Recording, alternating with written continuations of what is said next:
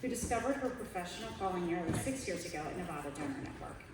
With a background in emergency and correctional nursing, she brings over a decade of clinical experience to her work. She began her career as a coordinator and has since created a new role.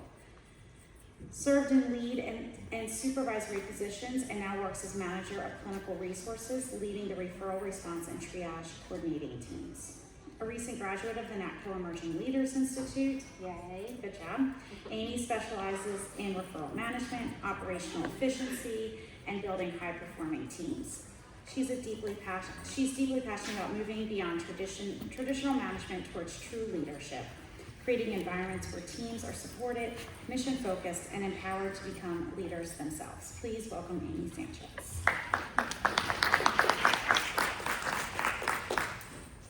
Well, good afternoon, everybody. Thank you for being here. I know this is like the time of day where we're kind of dragging and struggling a little bit, so I really appreciate everyone being here.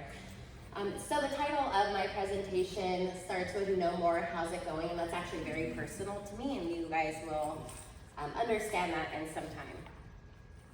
So my leadership journey, as she stated, I did get hired at Nevada Donor Network as a coordinator. To be completely honest with you, I think most people in the OPO world have no idea what they're getting themselves into until they are there. I just remember being in emergency medicine and our hospital services liaison coming to the hospital, and I was like, maybe I'll try working there. Organ donation sounds cool. And here I am 6 years later, and I love it, and they'll have to drag me out. I did actually help develop our triage coordinator role. That was put into place 4-ish years ago. I then became the triage coordinator lead. About a year after that, I was promoted to supervisor of clinical resources. So I oversee our triage coordinators. They are our initial contact with the hospital. They do a quick suitability EMR review. And then I also oversee our referral responders. And our referral responders are the first people who are on site, getting eyes on the patient, talking to the care team, and getting that clinical information. During this last year, I got promoted to manager of clinical resources, and I completed the NATCO ELP program. And I'm actually going to be starting the Thrive track tomorrow, I believe. No, is it tomorrow? Yeah. I don't know what day it is. Tomorrow. Okay, yes, tomorrow. This was really transformational for me with my leadership, especially coming to one-on-ones. One-on-ones have always been a requirement of NGN leadership, and I did it. I checked the box. When people were working, I would catch them on shift and literally say, hey, how's it going? Do you need anything from me? Nope, cool. All right, I did a one-on-one with that person. When I went through this training with NATCO and with Donna, it just really transformed things for me and made me think about the way I was leading my team in a whole different way. So agenda, we'll talk about obviously why these one-on-ones matter, some core principles from the Franklin and Covey content that is used in the NATCO program, some best practices, how you can structure a 20 to 30 minute meeting, some common pitfalls to avoid, and just some results that I've seen within my team. So why do one-on-ones matter? The biggest thing is to build trust and strengthen relationships. It does not matter what is on my resume. It doesn't matter the certifications I have. It doesn't matter my experience, the time that I have been here, and how much knowledge I have. If I do not have trust with my team members, they're not going to listen to anything that I say. And I have realized that and learned that the hard way. So building trust is really, really the most important thing in my opinion for these one-on-ones. You obviously can provide some real-time feedback and coaching, and feedback doesn't always have to be negative, right? I think people need to be praised for things that they're doing really well. It does give you the time to align goals and priorities. Creates a space for employee voice engagement, individual goal setting and support. And this is really huge as well, seeing the forest through the trees. As a frontline staff member, I think I can speak for myself. When I was frontline staff, you get very tunnel visioned. This is my job, this is my role, this is my responsibility for the day, this is what matters to me, and you forget that we are part of such a bigger picture. The way that we can help our team see that bigger picture that we as leaders see on a regular basis, because that is part of our job description, it's part of being a leader, is seeing that big picture, is having these conversations with them and reminding them that even if they are frontline staff, these conversations that they're having with their hospital partners, the conversations that they're having with the nurse, the conversations that they're having with family members, they have a ripple and domino effect on every single other department at our organization and as a mission as a whole, right? We're here to save and heal lives, and we all play, regardless of our role, our title, we all play such a vital role to that. And sometimes you need somebody to have that conversation with you to remind you. And I think even myself and being a leader, I sometimes need to be reminded because I get tunnel vision of the tasks and the things that I have to do and the agenda that I have. So some core principles from Franklin Covey. Trust is the foundation of effective leadership. As I said, it doesn't matter how smart you are. If your team does not trust you, they're not going to listen to you, and they're not going to tell you anything important that you need to know. The other thing that I did struggle with, because I have no problem talking, is to listen first. It's really, really important to go into these meetings and keep your mouth shut and just listen. And then you can seek to be understood after that. Another thing is focusing on what matters, the big rocks. I'm sure most of us have seen that video where a gentleman asks a participant, he has a jar, and he has some rocks, and then he has some gravel. And these rocks represent the important things in life. So it could be personal and say, your religion, your family, your health, your fitness. And then the little rocks represent like daily tasks that kind of just get in the way of everything, right? If you put all these little rocks into the jar first and then you try to put the big rocks in, you will not be able to fit in everything. But if you put the big rocks in first, you'll be able to then pour the gravel around that and everything will fit. So having these one-on-ones really helps us get our team to focus on what matters. A lot of them are task-oriented, they have really task-focused jobs. But if we can talk to them about the really, really important things and get them focused in on those, the other small tasks will fall into place. And then be proactive and intentional with your time. This is super important. These things shouldn't be so informal where they don't see the importance of the one-on-ones themselves. So some best practices, it's to set a consistent cadence. Obviously, if you're overseeing a team of 100 people, you're probably, is anybody on office time? Anyone? My people, all right. I would put them on every side if I could. So being consistent is important, right?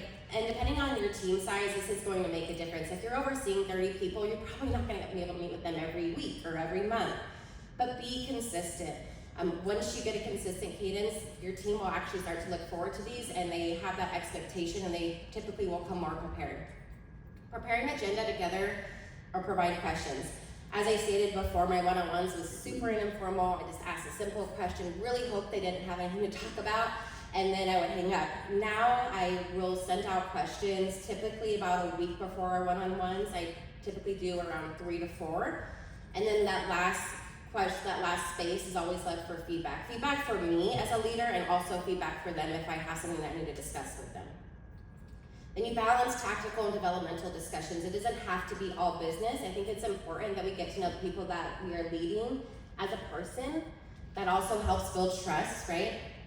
And I think it's important to document key takeaways and follow-ups. I always document our one-on-ones. Sometimes there's things that we need to follow up on together. Sometimes there's promises that I make them. Maybe I want to get them a resource for something that they want to study for, or they have questions about something. So I'll make sure that I'm following up with that. And then I will typically refer back to the previous one-on-one before meeting with them again. Okay, so structuring a one-on-one. This is how I do it. Not everybody needs to do it exactly how I do it, but what I do is I set up an Excel with times and dates that are available. I typically do 30-minute slots. I just pull up my team's calendar and then Excel on the other side, and I just write out what dates I'm available. And sometimes I also think it's super important for your 24-hour business, make sure that you are doing times that are good for night shift. It doesn't mean you need to do 3 a.m., but if you can do an early one when they're getting off, or maybe a late one, it's super important. I work night shift and it sucks because everything is done during the days and they just kind of have to suffer through it. So I really make it a point to be available for them at a time that's convenient for them. I also think it's important to always give the option for in-person.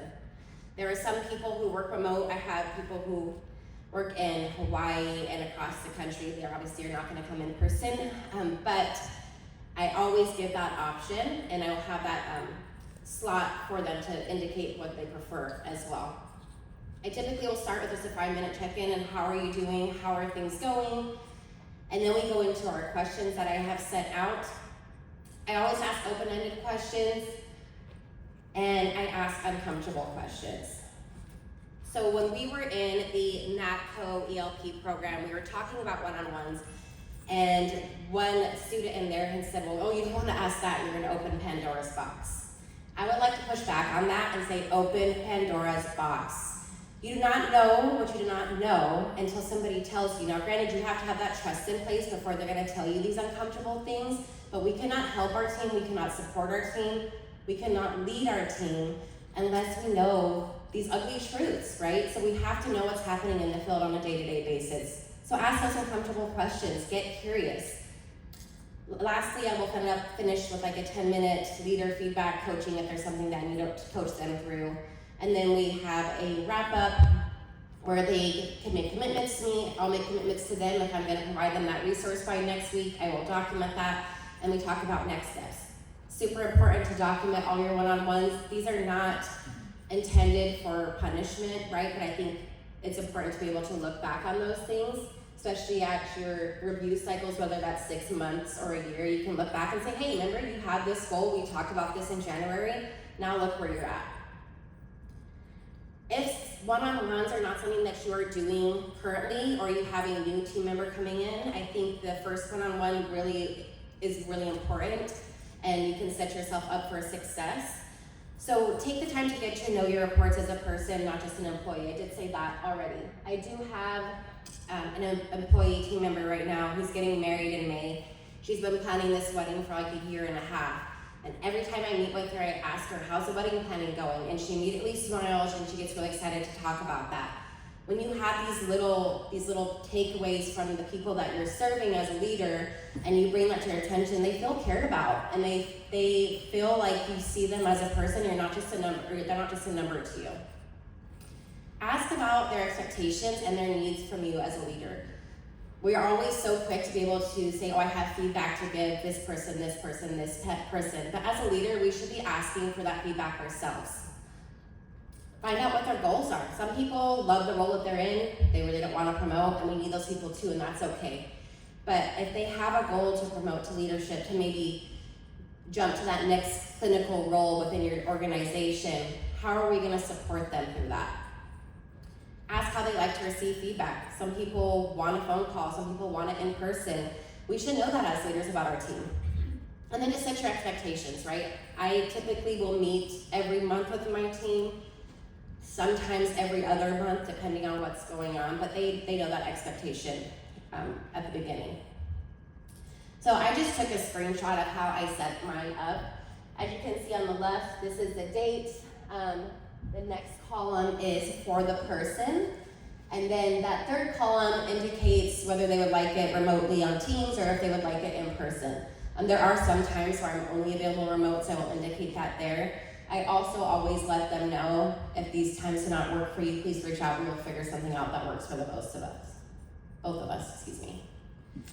These are some questions that I have asked in the past, not every single one, but for relationship check-in, let's see, what's been the highlight of your week or your month so far? For team collaboration, do you feel your contributions are recognized by the team? Leadership and support, what do you need more of from me and what do you need less of from me? Big picture and motivation, if you were in my role, what would you do differently? Once again, ask these uncomfortable questions. So some common pitfalls is don't let yourself talk the entire time. And this is something I really struggled with in the beginning. Really aim to listen to the team that you're supporting.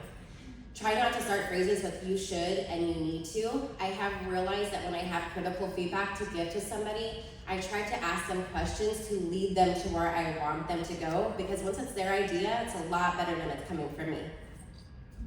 Don't make empty promises. If you tell them you're gonna follow up with them in a week, follow up with them in a week. If you know that that's not possible, then put it at a realistic time frame. Do not be intentional Do not be unnecessarily informal like I was previously. And do not reschedule constantly. There are going to be emergencies that pop up. There's going to be times when you as a leader are going to have to go on site to a hospital. You're going to have family things. That's okay. But if you are continuously rescheduling these with your team, you're going to show them that your time is not, or their time is not valuable to you, and time with them is not valuable to you. So actions speak louder than words, right? Try to be consistent and keep your promises. And then don't avoid getting feedback on yourself. I think that's really important. I have learned more about myself and the way that I am a leader in these one-on-ones than I've learned in other places. So some results that I have seen from these when I implemented this right after our in-person meeting, which I believe was April of last year. So there's obviously some marked improvement in some self-reflection, accountability, proactive efforts. I feel like I have a really good relationship with everybody who's on my team. I feel like they come to me with things that are uncomfortable and they feel like they can trust me, and I never had them go around me to somebody else. So I feel like that speaks to itself that we've created a good relationship. We do have something at Nevada Donor Network that we call timely integration. So our family services will speak to families who are on the border of possibly having goals of care conversations, end of life conversations. At that time, they just provide support, and when it becomes appropriate, they will bring up donation. But it really does help our family services team because now they're a familiar face versus coming in at last minute, right? Well, the information that my team gets really dictates whether that timing integration is going to happen. So when I started implementing these thorough one-on-ones, we saw a 73.7 increase in timing authorization integrations, rising from 19 to 33. We had a 33% decrease in missed referral reviews, and then organs transplanted rose from 62 to 92 in a single month. Lastly, I just wanted to leave you with this quote that I really like: empowering those around you to be heard and valued makes a difference between a leader who simply instructs and one who inspires. And this is by the NASDAQ CEO. And here is my information if you have any questions. Thanks, guys.